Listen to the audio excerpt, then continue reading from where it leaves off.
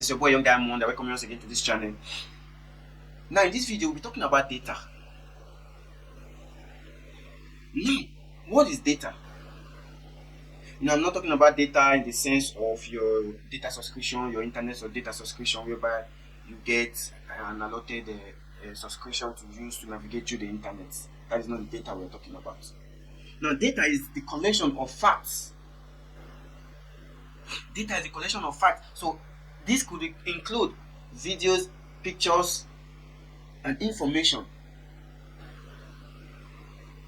What does this data do? This data helps you to create an analysis by collecting and transforming this information in order to draw, to a conclusion or prediction. Now, data is everywhere. Anywhere you can find data in the internet, you can get access to data, to information. Because the collection and the transformation of this data helps you to create or to draw conclusion and prediction, which will in turn help you in decision making. Now, in every sector, we have data. And the analysis of this data is what helps, to create a data-driven decision for any organization, even in government parastatals. Now, the question will be,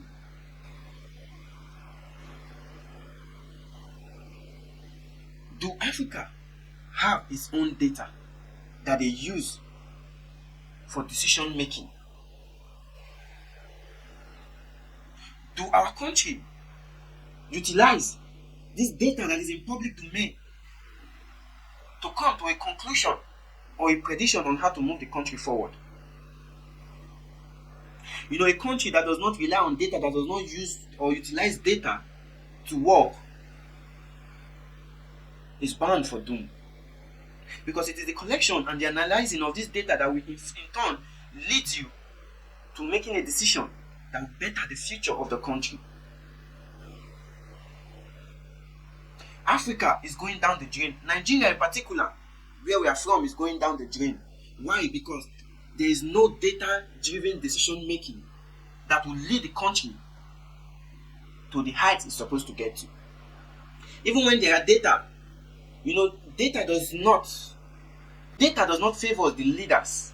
Because why? The collection of this data, the analyzing of this data, and the transformation of this data, it is to make a decision to build and to transform a society. Now, when this data is utilized, the political holders will have nothing, in their back pockets. Which is why you see today Nigeria, they don't utilize data. They only come on air to tell you, we have collected this data, we are doing this, we are doing that. But the truth of the matter is, they don't utilize data.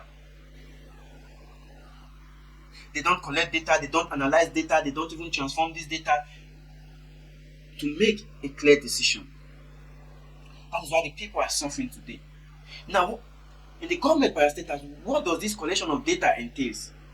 Now, it should supposed to contain the status of each individual and their economic value.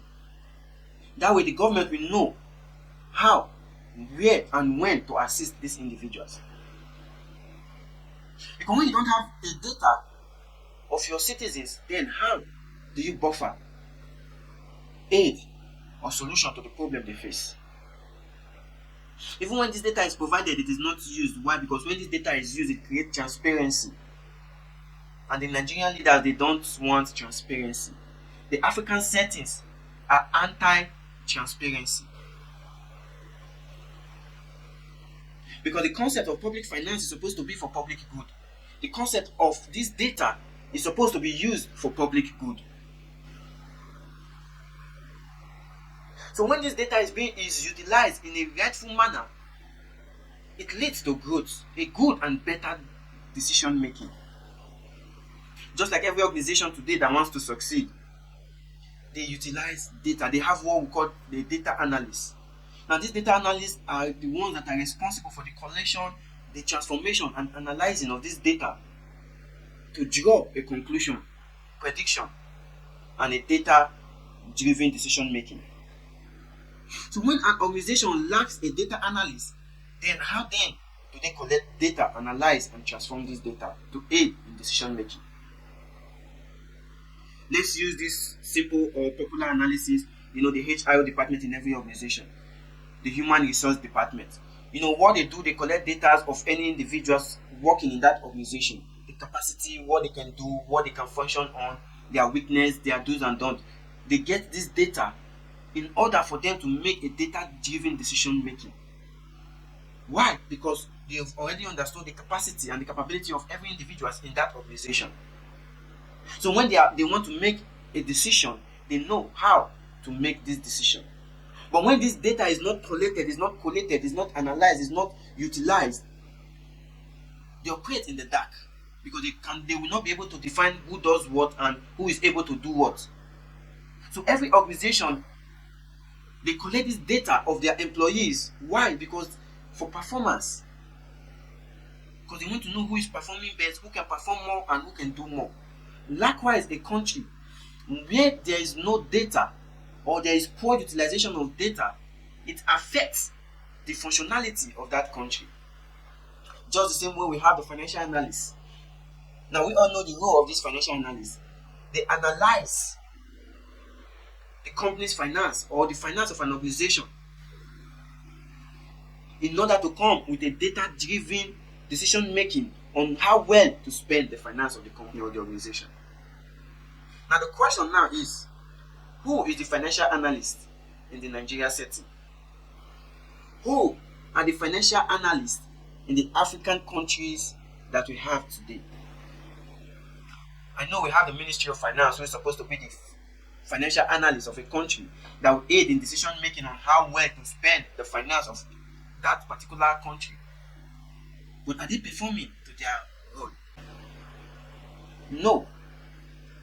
They are not performing to their own particular role.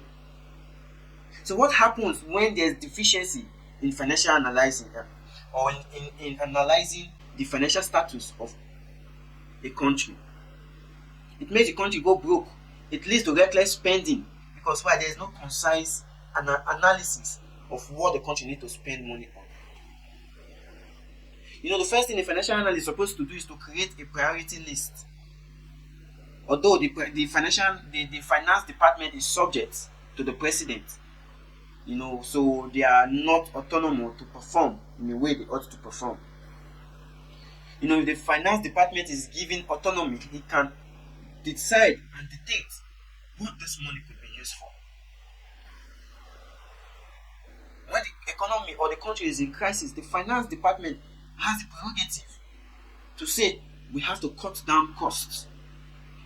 This is what we are cutting from this department. This is what we are cutting from this department. This is what we are cutting from this department, in order to stay afloat and to function. Every organization does these things. Why is a country different? Every country today is more or less an organization.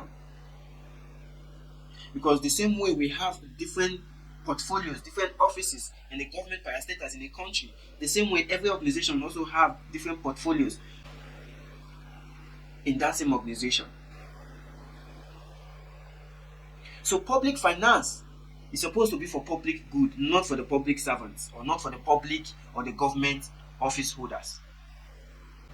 That is why the country is in pain today, regardless of the resources that they have. So the government needs to sit up,